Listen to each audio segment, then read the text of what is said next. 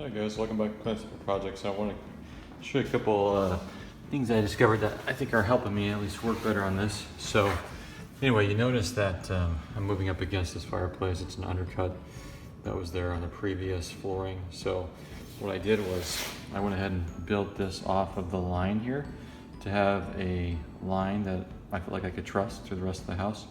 So that's why this is built off of this. And so I have to back build these laminate pieces.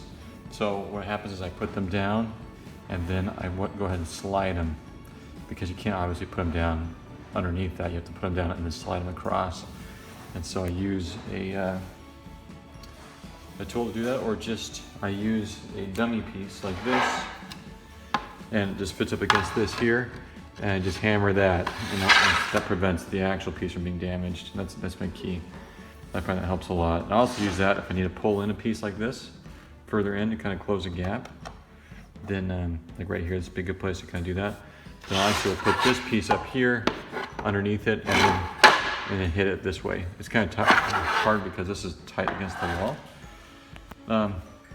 So I kind of show what I've been doing here. So if I need to measure a cut for a piece like this, I actually turn it around, and then I know that obviously this piece is going to be a gap when I cut this, and so I'm okay with that gap.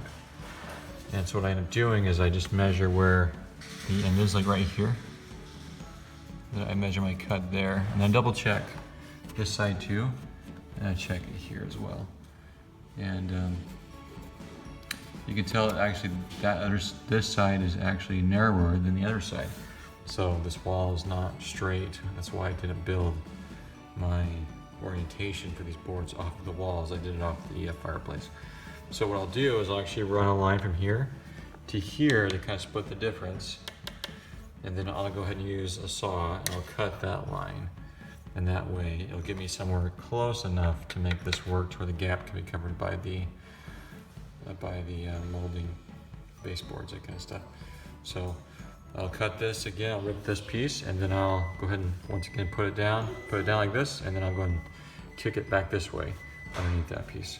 I hope that helps if anybody else is trying to figure this out. It's one thing that I found that seemed like it helped, but there's probably better ways to do it. And anyway, that's it.